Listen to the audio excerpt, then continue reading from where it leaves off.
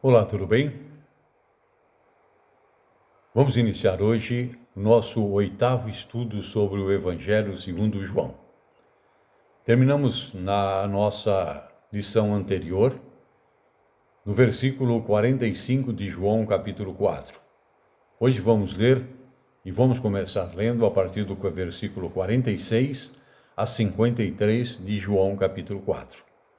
Peço a sua atenção, se você puder, me acompanhe com a Bíblia aberta.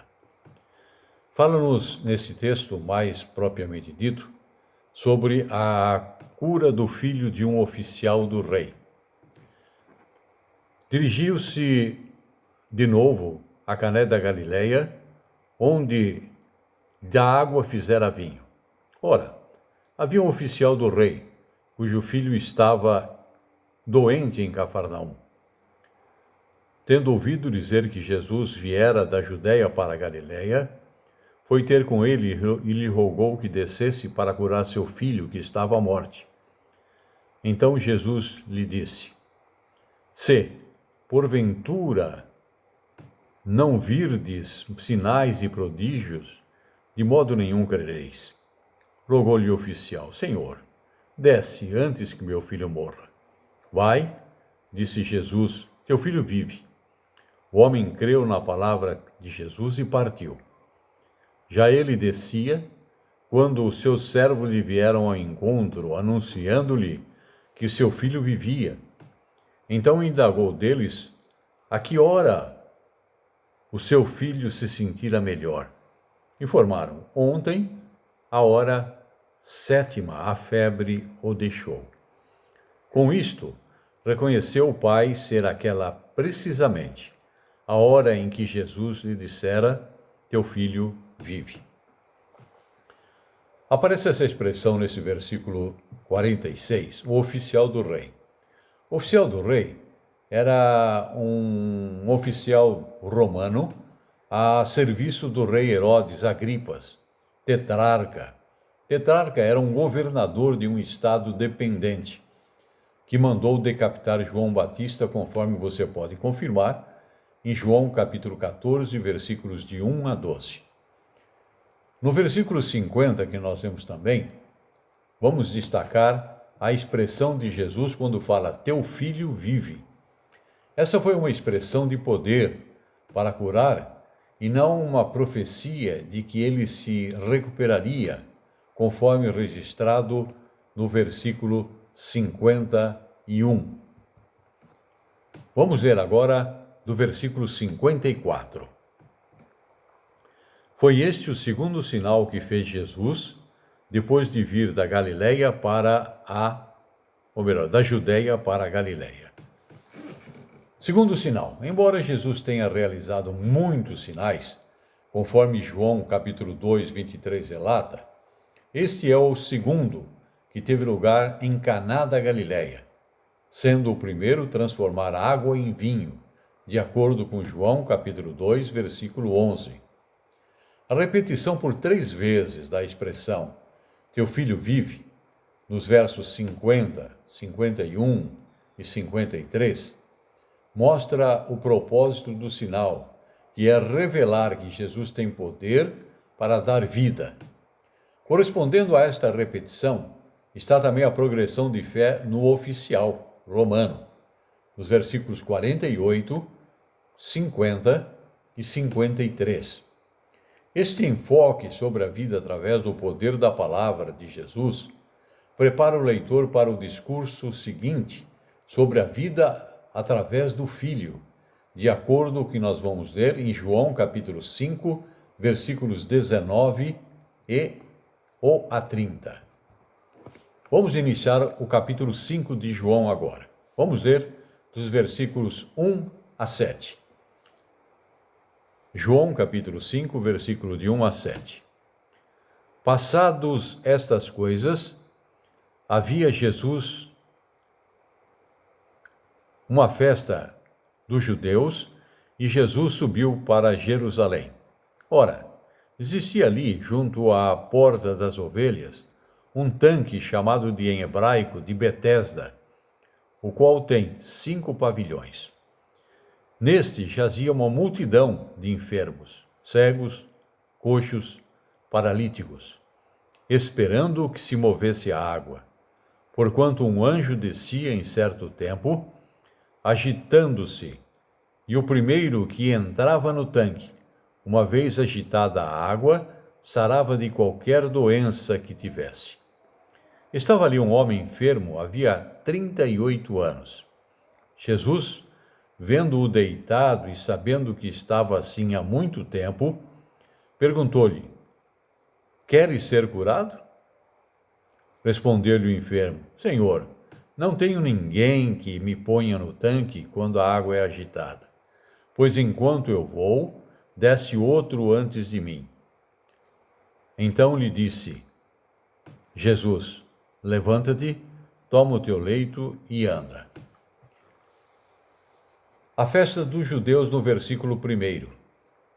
Provavelmente, essa festa era uma das festas de peregrinação que eram observadas em Jerusalém, que eram as festas dos tabernáculos, da Páscoa ou do Pentecostes. No versículo 5 que nós lemos, aparece aí um homem reconhecido por Jesus enfermo. O texto descreve a condição de um homem, entre outros, uma multidão, que você pode ver no versículo 3, que há 38 anos aguardava um milagre.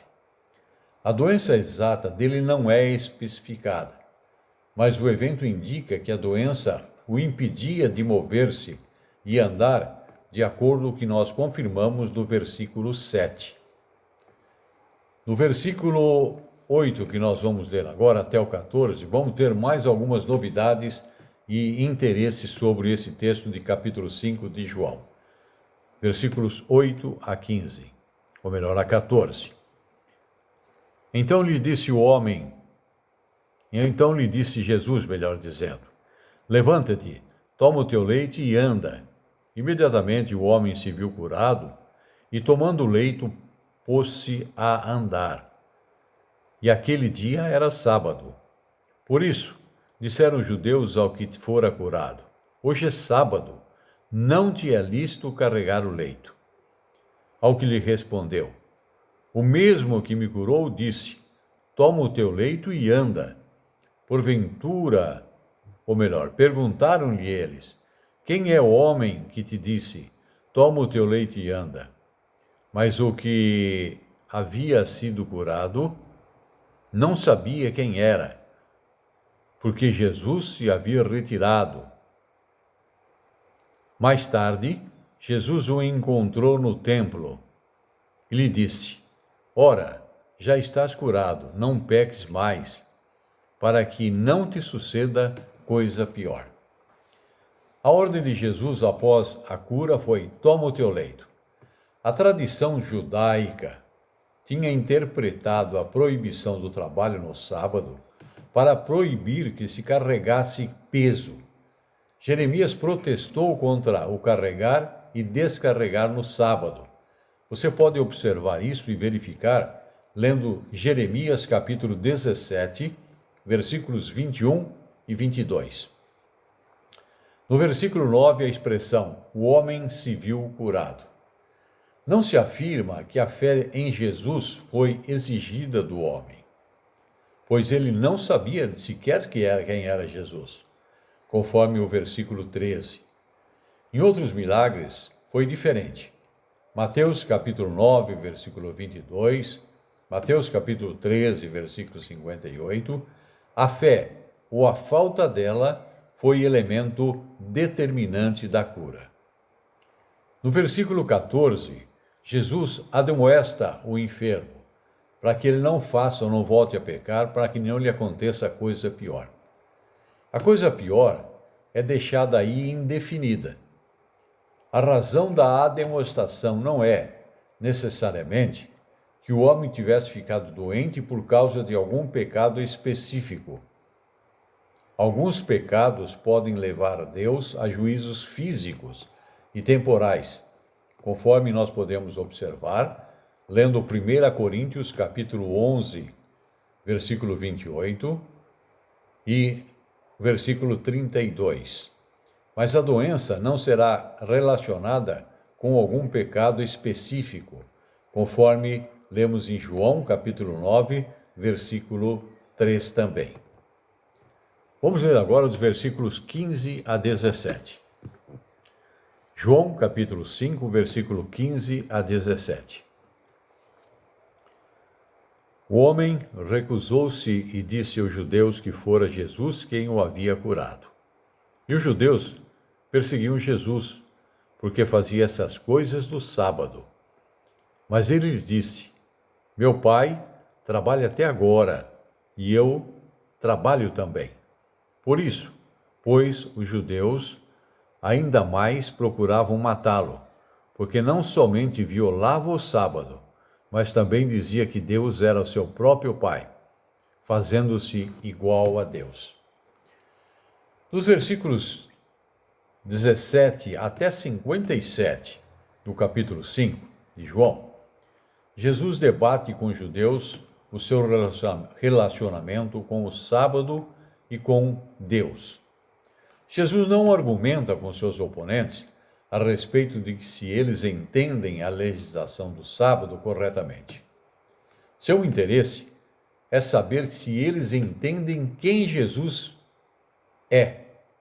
Jesus reivindica ser Deus, indicando algumas de suas prerrogativas divinas, conforme você pode ler, observando os versículos 17 a 30 desse mesmo capítulo.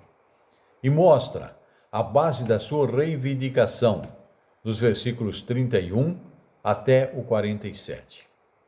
No versículo 17, ele usa a expressão, meu pai, e eu trabalho também. Jesus não discute com os judeus se eles estão certos em criticar o paralítico. Ele nega que os judeus possam criticar a ele mesmo, porque está apenas fazendo aquilo que o pai faz. Os judeus entenderam o que Jesus disse, e por isso o acusavam de fazer-se igual a Deus, conforme você pode ler no versículo 18. Vamos ver esse versículo então, 18 e 19? João capítulo 5, versículo 18 e 19. Versículo 18. Por isso, pois os judeus ainda mais procuravam matá-lo, porque não somente violava o sábado, mas também porque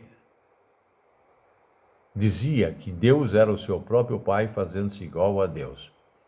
No versículo 19, então lhes falou Jesus, em verdade vos digo que o Filho nada pode fazer de si mesmo, senão somente aquilo que vir fazer o Pai, porque tudo o que este fizer, o Filho também semelhantemente o faz. No versículo 18, nós já vimos que ele diz, ou ele é acusado de se fazer igual a Deus. Jesus se apresentava como aquele que tem sobre o sábado a mesma autoridade que o autor do sábado tem, instituído que foi pelo próprio Deus em Gênesis capítulo 2, versículo 3, no Monte Sinai. Em Lucas capítulo 6, versículo 5, Jesus reivindica a sua autoridade divina sobre o sábado. Isso nós vamos ver que ele continua falando ainda mais sobre esse assunto. No versículo 19, Jesus diz que o Filho nada pode fazer. Isso não expressa a incapacidade pessoal de Jesus, mas dá uma ênfase à completa unidade de propósito e ação na Trindade. Humildade, nas Escrituras, não significa passar por inútil e recusar posições de responsabilidade, mas conhecer e guardar o lugar que Deus determinou para alguém. Ser humilde é uma questão de aceitar o plano de Deus, quer signifique ocupar um lugar de alta posição ou de liderança, como Moisés, que foi humilde como líder, conforme você pode confirmar em Números capítulo 12, versículo 3. Quer signifique também ocupar um lugar obscuro de servo. A humildade se posiciona nos dois casos. Quando Jesus disse que era humilde de coração, conforme você pode observar em Mateus capítulo 11, 29, ele quis dizer que estava seguindo o plano do Pai para a sua vida terrena. As três pessoas da Trindade são eternas e autoexistentes, tendo igualmente todos os aspectos e atributos da divindade, e atuam sempre juntas. Porém, as pessoas são distintas em seus mútuos relacionamentos. Algo do que isso significa é revelado na humilde submissão de Cristo à vontade do Pai, e também pelo modo como o Espírito Santo é enviado pelo Pai e o Filho para confirmar a obra de salvação nos corações humanos. A vontade do Pai para Cristo é às vezes chamada de aliança de redenção. É chamada de aliança porque é um acordo entre duas partes. Cristo cumpriu essa aliança através de dois estágios, chamados de sua humilhação e sua exaltação. Em sua humilhação, ele deixou para trás a glória eterna que era sua, assumindo uma perfeita e completa natureza humana, corpo, alma e espírito. Na sua encarnação, ele teve uma vida de pobreza e sofrimento. Foi rejeitado pelo seu povo para, finalmente, morrer a vergonhosa morte de um criminoso comum, conforme você pode ver, lendo 2 Coríntios, capítulo 8, versículo 9, em Gálatas, capítulo 3, versículo 13, e em Filipenses, capítulo 2, versículos de 6 a 8. Em sua exaltação, Cristo ressurgiu dentre os mortos, ascendeu aos céus e reina como rei sobre o mundo e a igreja. Junto com o Pai, ele enviou o Espírito Santo para completar a obra de redenção que realizou por nós. A obediência redentora de Cristo teve dois lados, chamados de ativo e passivo. Em sua obediência ativa, Cristo cumpriu os mandamentos positivos de Deus em favor do seu povo, servindo a Deus e fazendo o bem. Essa justiça positiva é assegurada como um dom concedido aos crentes através da fé, garantindo para eles uma posição de justos diante de Deus. Em sua obediência passiva, Cristo pagou a penalidade que os pecadores deviam a Deus. Fez isso sofrendo a morte de cruz por nós. Passivo, então, significa permitir ou consentir, não ser inativo, neutro ou insensível. Jesus veio para fazer a vontade do Pai, não para evitá-la, e o seu coração estava inteiramente obediente a ela. Vamos ler agora o versículo 20. João, capítulo 5, versículo 20. Porque o Pai ama o Filho e lhe mostra tudo o que faz. As maiores obras do que estas lhe mostrará, para que vos maravilheis. Há uma obra maior do que a de curar um doente. Esta obra, segundo o versículo 21, é ressuscitar um morto.